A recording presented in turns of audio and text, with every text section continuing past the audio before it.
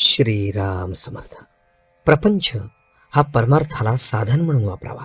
आपले खरे समाधान भगवंताजवळ आहे आणि ते मिळवण्यासाठी भगवंताचे प्रेम आम्हाला लागणे जरूर आहे. ते प्रेम आपल्याला कसे मिळेल याचा आपण विचार करू. वास्तविक आईचे तिच्या मुलावरचे प्रेम स्वाभाविक असते. तिला मुलावर प्रेम कर म्हणून शिकवण्याची जरुरी नसते. त्याप्रमाणे भगवंतावर आपले प्रेम असणे जरूर आहे. मनुष्य जन्म हा भगवंताच्या प्राप्तीसाठी आहे. ईश्वराने एवढी सृष्टी निर्माण केली, पण मनुष्य देह निर्माण केल्यावर त्याला फार आनंद झाला. त्याला वाटले, खरोखर या योनीमध्ये जन्म घेणाऱ्याला माझे प्रेम मिळवता येऊन मला ओळखता येईल. असे असताना मनुष्य प्राणाला भगवंताचे प्रेम स्वाभाविक का बरं असू नये? मनुष्य प्राणी हा नेहमी आनंदासाठी धडपडत असतो. मग या धडपडीतून भगवंताचे प्रेम त्याला का बरं येऊ नये?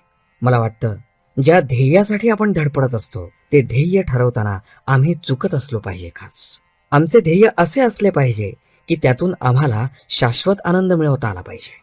तो आनंद जर एवढ्या कष्टाने मेहनतीने सुद्धा आम्हाला मिळत नसेल तर आमचे ध्येयच चुकले असे म्हणायला कोणती अडचण आहे? तुम्ही सांगा. आज प्रपंच आम्हाला हवासा वाटतो. प्रपंचातल्या नाना तऱ्हेच्या गोष्टी आम्हाला सुख देतील असे वाटत असते आणि त्या मिळवण्यासाठी आम्ही अहर्निश झटत असतो. वस्तूसाठी चाललेली आमची धडपड ही खरे पाहता त्या वस्तूसाठी नसून त्यातून मला आनंद मिळेल या कल्पनेने, त्या आनंदासाठी आम्हाला ती वस्तू हवी असते. त्या वस्तूत मला समाधान मिळेल ही कल्पना नाहीशी व्हायला पाहिजे.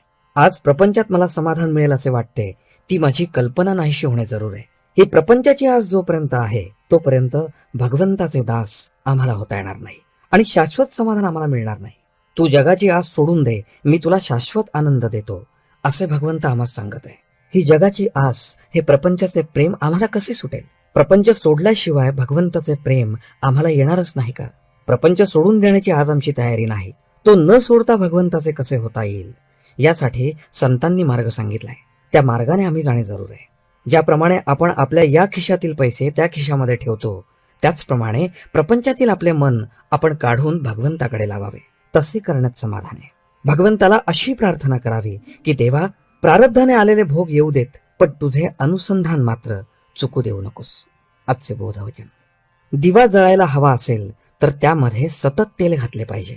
तसे भगवंताचे अनुसंधान सारखे राहण्यासाठी त्याचे नामस्मरण आपण सतत करीत असावे. जानकी जीवन स्मरण. जय जय राम.